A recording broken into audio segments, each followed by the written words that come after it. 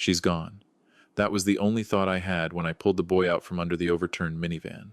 Someone was screaming for me to get back. Someone else was yelling that the gas tank was leaking.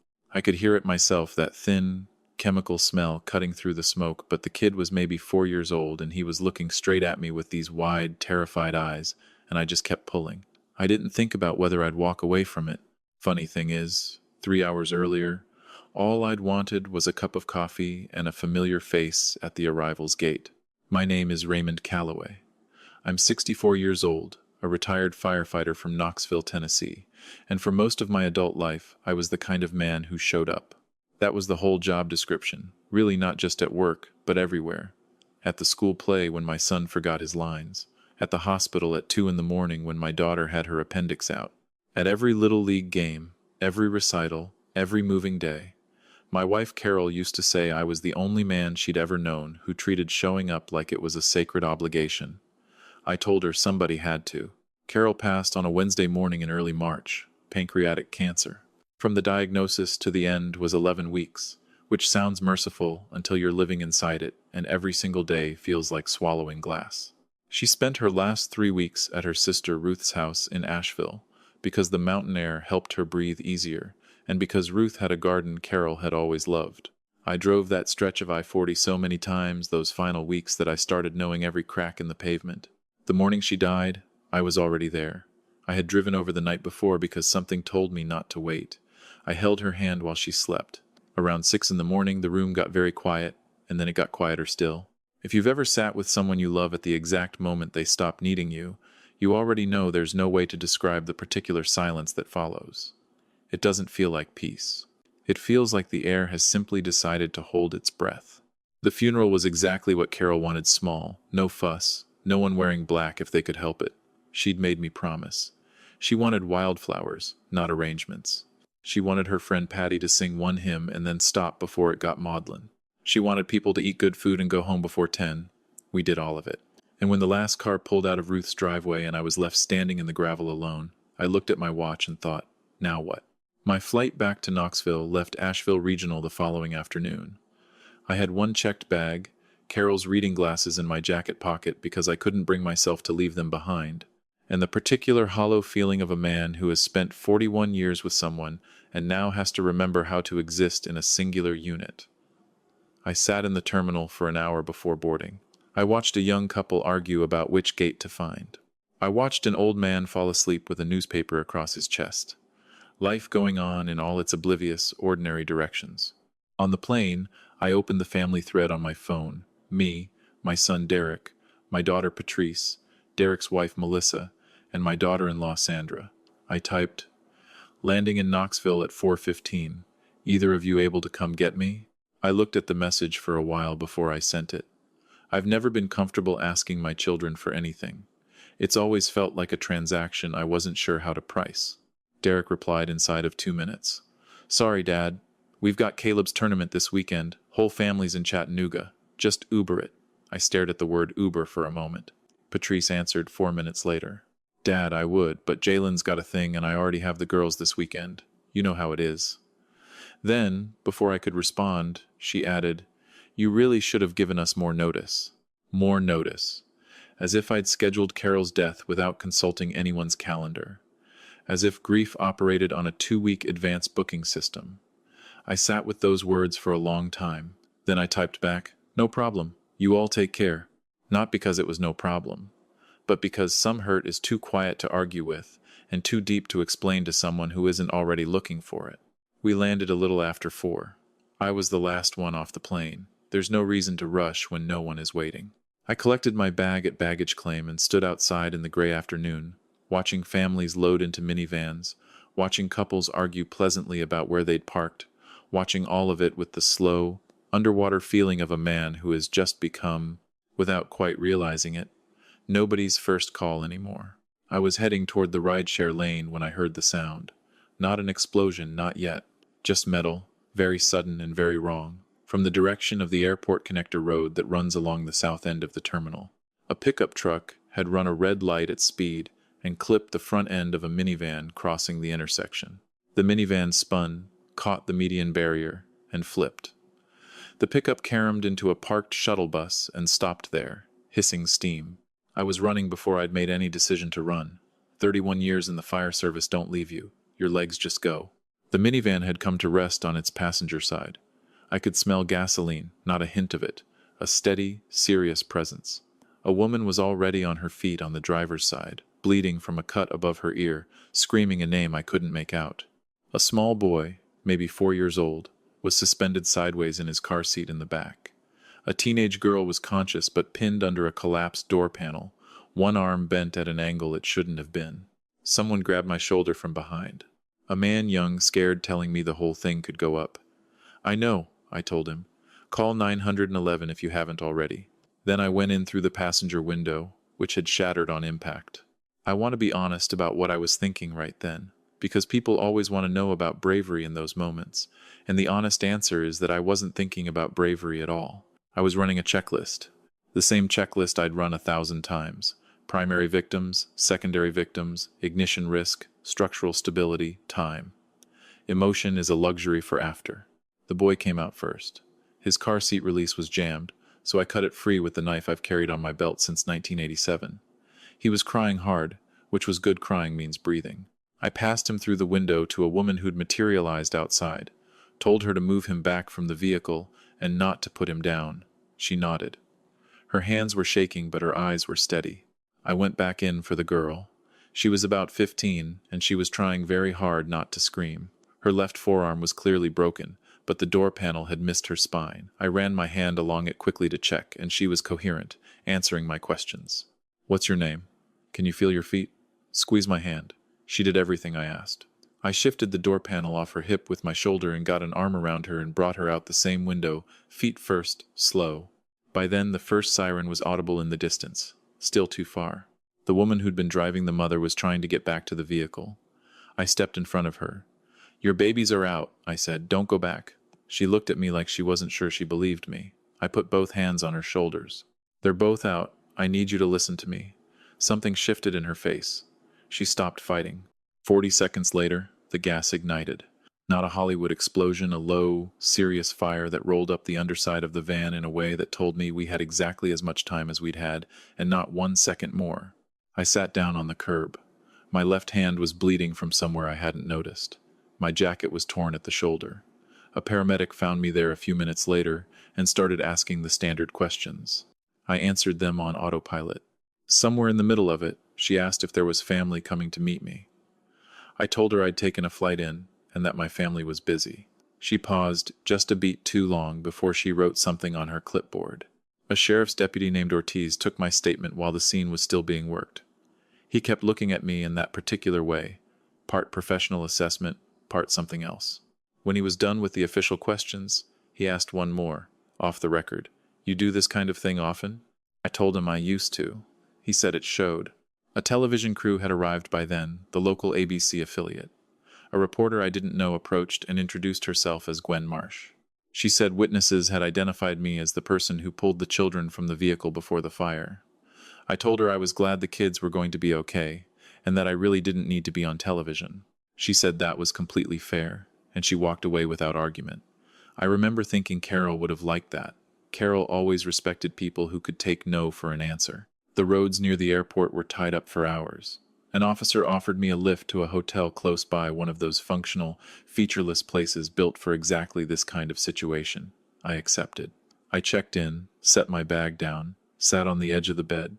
I noticed Carol's reading glasses still in my jacket pocket and set them on the nightstand where I could see them. Then I turned off the lights and lay there in the dark, listening to the air conditioning cycle on and off, and let myself feel the full weight of the day. No text from Carol asking if I'd landed safely. There never would be again. My phone was face down on the mattress.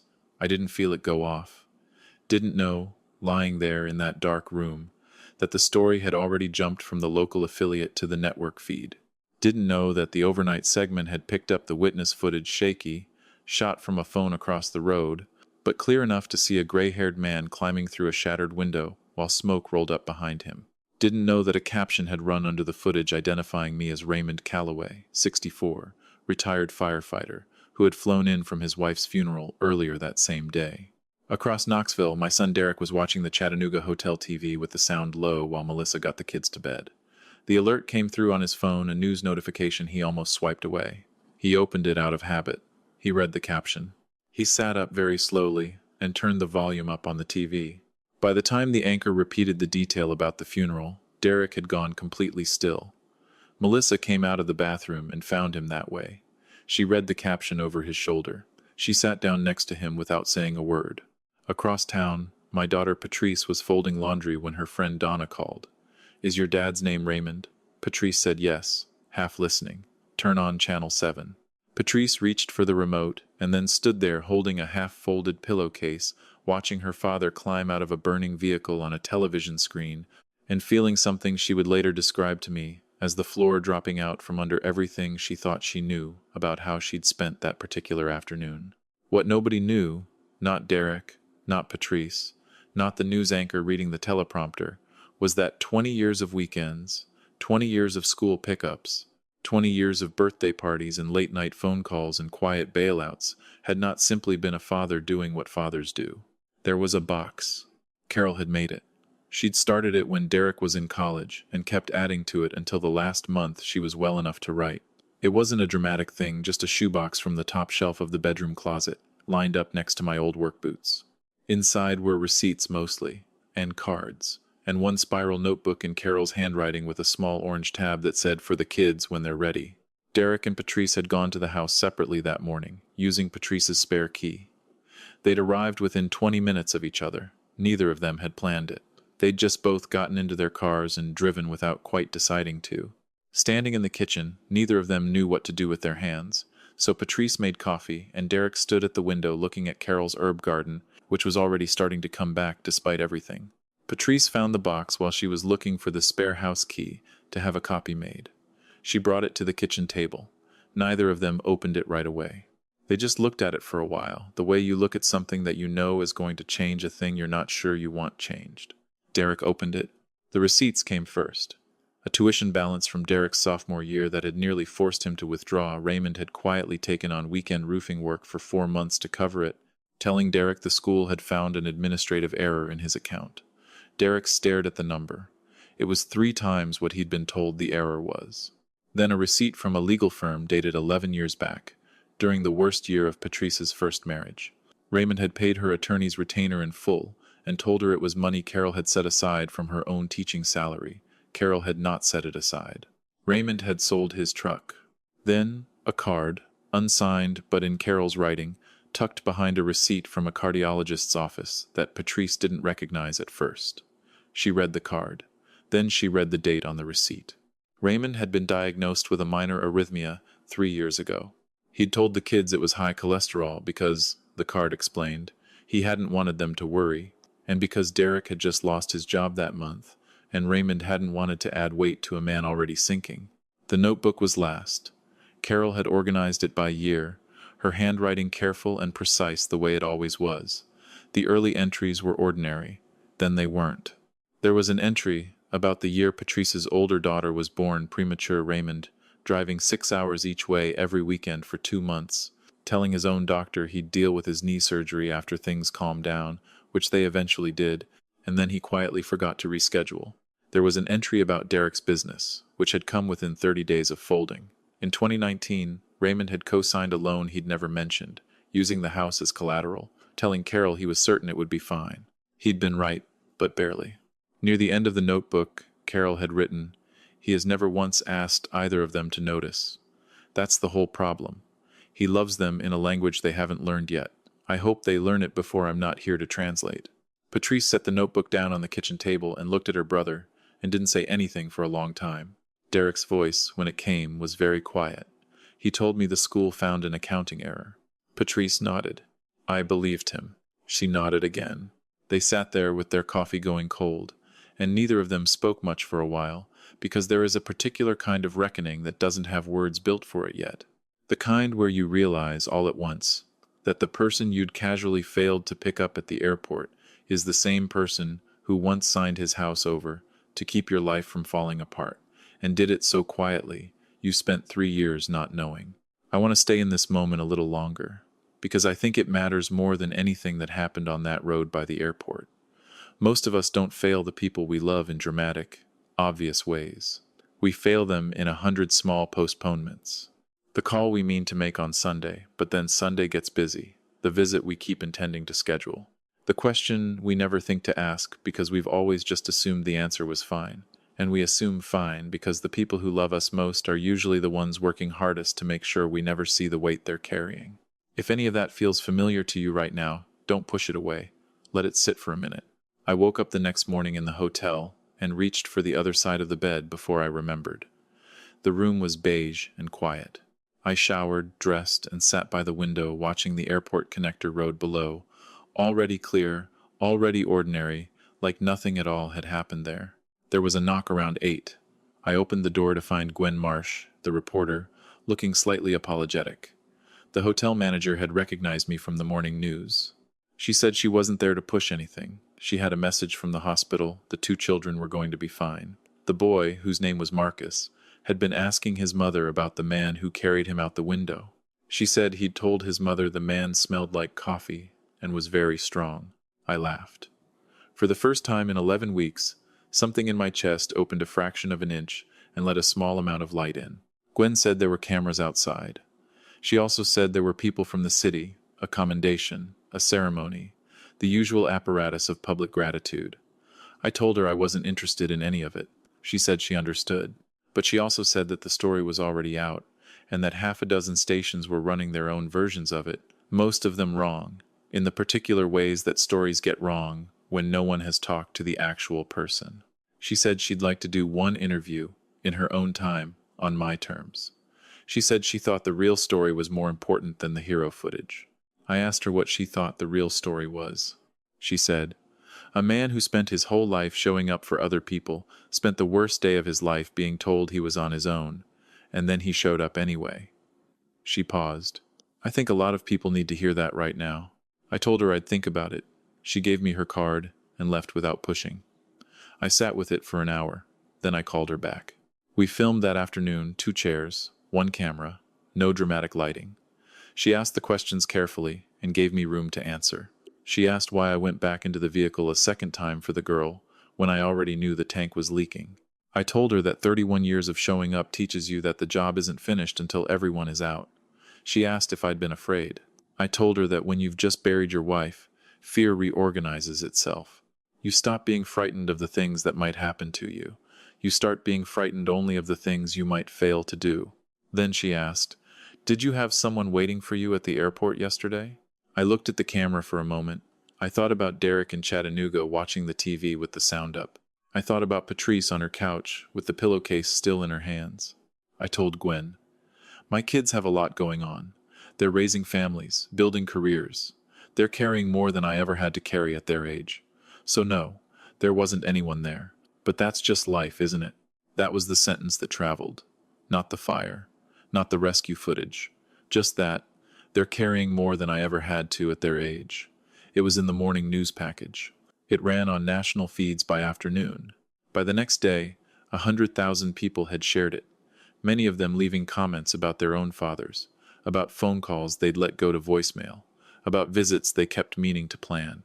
Derek watched the interview on his laptop at a rest stop on the way back from Chattanooga. He had to pull over. He sat in the parking lot for 20 minutes before he could drive again. Patrice watched it on her phone in her car, in the school pickup line, with tears running down her face and her daughters pretending not to notice. Neither of them had known, until the interview aired, that I'd been awake at 6 in the morning in a hotel room alone, one day after burying their mother, with Carol's reading glasses on the nightstand and no one on the other side of the bed. I spent that afternoon at the Greenway along the Tennessee River. Carol and I used to walk it on Sunday mornings when the weather was right. She used to point out the herons standing in the shallows and say that she admired anything patient enough to just stand still and wait for what it needed. I wasn't sure I'd been that patient with this particular grief. I wasn't sure I knew how. My phone rang while I was sitting on a bench watching the water. I looked at the screen. "Patrice," I answered. She didn't speak for a moment. I could hear her breathing. Then, "Daddy, I'm so sorry." Not Dad, Daddy. The last time she'd called me that, she was 17, and she'd dented my car and thought I was going to be furious. and I just laughed because the car was paid off and she was safe.